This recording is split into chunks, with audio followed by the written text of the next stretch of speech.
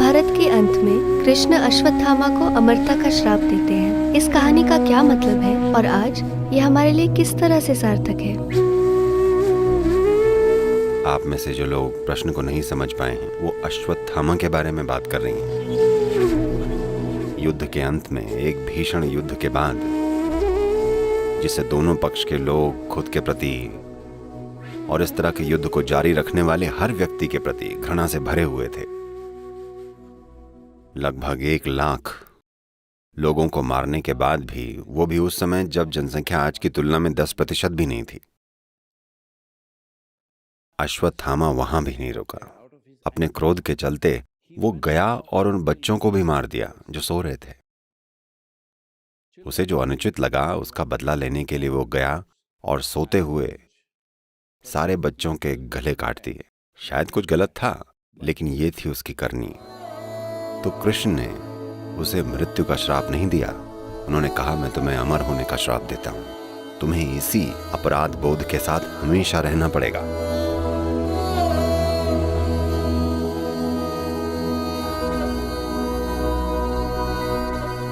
तो उसका क्या परिणाम हुआ? मुझे लगता है वो सारे के सारे यूनाइटेड स्टेट्स में अश्वत्थामा बनकर प्रकट हो रहे हैं, जो स्कूलों में जाकर बच्चों को मार रहे हैं। हाँ, वो यही है। नहीं तो कोई स्कूल में जाकर सब कुछ छोड़कर बच्चों को क्यों मारना चाहेगा? कोई कम से कम बड़ों को चुन सकता था।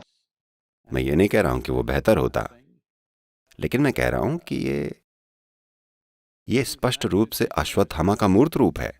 क्योंकि आप किसी चीज से नाराज हैं, आप जाते हैं और उन बच्चों को मार देते हैं जो सो रहे हैं। तो ये कुछ ऐसा है जो आपको समझने की जरूरत है। क्योंकि जैसे ही आपके पास थोड़ा सा पैसा और आराम आ जाता है, आप हमेशा के लिए जीना चाहते हैं। लेकिन वो सबसे गंदी चीज है जो आपके साथ हो सकती है कि आप मर नहीं सकते। हेलो, मैं चाहता हूं कि आप बस इसकी कल्पना कीजिए, आप यहाँ लाखों साल बाद भी बैठे हैं। मैं जा चुका हूं, हर कोई जा चुका है, लेकिन आप अब भी यहाँ बैठे हैं। ये सबसे बुरी चीज है ना? आप भी समय पर मरिए। शायद आप मेरे बाद मरना चाहते हैं, मुझे मंजूर है, लेकिन आप भी एक दिन मरें, ये एक अच्छी चीज है। आप मर ही नहीं सकते, ये बहुत भयानक चीज है ना? तो उन्होंने उसे सबसे भयानक चीज का श्राप दिया। उन्होंने कहा, तुम्हें हमेशा इसी पाप के साथ जीना पड़ेगा। तो आपको ये समझना है कि जब कृष्ण बोल रहे हैं, यहां तक कि जब वो अपने बारे में बात कर रहे हैं, मैं, तब वो खुद को एक व्यक्ति के रूप में नहीं बता रहे हैं। वो खुद को एक गुण के रूप में बता रहे हैं, खुद को एक चेतना के रूप में बता रहे हैं। इसलिए जब वो अश्वत्थामा को भी श्राप देते हैं तो उनका मतलब इसी चीज से है। इसका मतलब ये नहीं है कि वो व्यक्ति हमेशा जिंदा रहने वाला है। वो कहते हैं, वो लोग जो इस तरह के कृत्य किसी ऐसी चीज के कारण करते हैं जिससे वो क्रोधित हैं, जिससे वो चिढ़े हुए हैं, आप जाते हैं और जो बच्चे सो रहे हैं, आप जाते हैं और उन बच्चों को मार देते हैं जो सो रहे हैं। ऐसे लोगों को हमेशा कष्ट भोगना चाहिए। क्योंकि लोगों के बीच कई चीजें होती हैं। जब युद्ध होता है तब आप मारते हैं। ये होना नहीं चाहिए। उन्होंने हर संभव कोशिश करके देख ली कि ऐसा ना हो, पर जब ये हो ही गया तो उन्होंने कहा कि अब लड़ो। ऐसा नहीं कि आप युद्ध के मैदान में जाएं और कहें मैं नहीं लड़ूंगा। या तो आप युद्ध के मैदान में जाएं ही ना, और अगर आप वहां चले गए तो आपको लड़ना ही होगा। इसलिए उन्होंने कहा लड़ो। They fought, everybody killed each other, so many people died. और उन्हें एक दूसरे को मारा। कितने लोग मारे गए, महान नायक मार गिराए गए, अच्छे लोग मरे, बुरे लोग मरे, हर तरह के लोगों की मौत हुई। पर जब ये खत्म हो गया तब आप जाकर बच्चों को मार देते हैं। ऐसे आदमी को हमेशा कष्ट भोगते रहना चाहिए। यही श्राप है। क्योंकि ऐसी कई चीजें हैं जो कि अच्छी नहीं है, लेकिन आप फिर भी करते हैं क्योंकि आप उस परिस्थिति में फंस गए हैं। ये उस स्थिति के खत्म हो जाने के बाद हुआ था, क्योंकि आप हार गए थे। अगर आप युद्ध जीत गए होते तो आप ऐसा न करते, पर क्योंकि आप युद्ध हार गए हैं, आप आक्रोश से भरे पड़े हैं, आप जाकर बच्चों को मार देते हैं। ये ठीक नहीं है। इसलिए आपको हमेशा दुख भोगना पड़ेगा। अमरता उस आदमी के लिए नहीं थी, बल्कि उस यातना के लिए थी जो आपके भीतर पैदा होती है। आप ऐसा कर सकते हैं, आप एक और जीवन ले सकते हैं, लेकिन आप बेहिसाब मात्रा में यात्रा से गुजरें और ये आपके साथ हमेशा चलती रहनी चाहिए। वो बस यही कह रहे हैं, क्योंकि जीवन की प्रकृति ही ऐसी है। यहाँ कई चीजें हैं जो हम कर सकते हैं, लेकिन अगर आप कुछ पेंचों को खोल दें तो जरूरी चीजें ढह जाएंगी। यही वो बताने की कोशिश कर रहे हैं। देखिए, हम सब ने युद्ध लड़ा, हमने मारा, हमने कई चीजें की, हमने एक दूसरे के साथ थोड़ा बहुत छल किया, हर तरह की चीजें की, लेकिन अभी भी ये दुनिया इंसानों की है। जब युद्ध खत्म हो जाता है तो पीछे हट जाइए। कोई जीता कोई हारा, उससे पीछे हट जाइए, क्योंकि ये खत्म हो चुका है।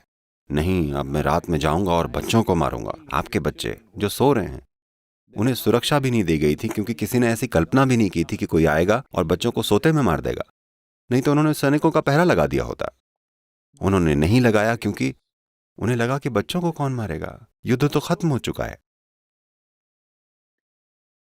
तो अगर आप बहुत ज्यादा क्रोधित और बहुत ज्यादा शक्की हो जाते हैं तो आप ऐसी चीजें करके ही मानेंगे। ऐसा हुआ, एक अमेरिकी व्यक्ति मॉस्को गया। मैं ये जोक सुना सकता हूं ना? एक अमेरिकी व्यक्ति मॉस्को पहुंचा। क्योंकि आप इतनी ज्यादा हॉलीवुड फिल्में देखते हैं तो आपको लगता है मॉस्को यानी जैसे ही आप एयरपोर्ट से बाहर निकलेंगे, केजीबी वाले आप पर लेफ्ट राइट सेंटर से नजर रखेंगे। हर जगह जासूस खड़े होंगे और आपको घूर रहे होंगे, यू नो, क्योंकि आपकी पूरी मानसिकता हॉलीवुड वाली है। कोई अखबार पढ़ रहा है और उसके ऊपर से आपको देख रहा है। हर चीज शक के दायरे में है।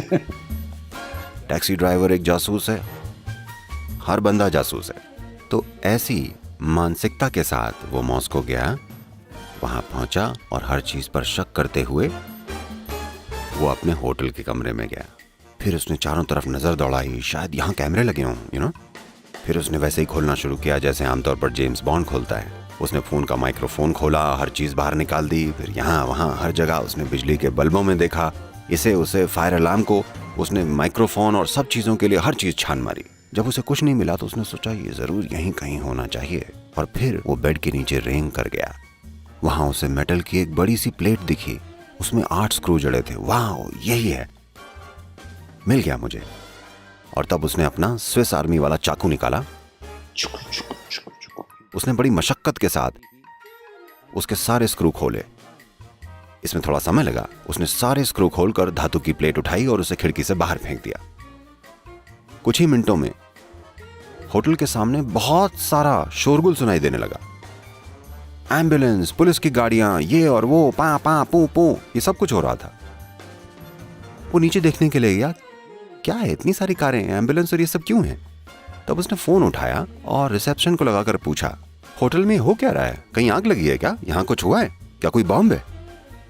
उन्होंने कहा, नहीं, चौथे माले पर झूमर टूटकर नीचे गिर गया है। लोग खाना खा रहे थे और ये उन पर आकर गिरा।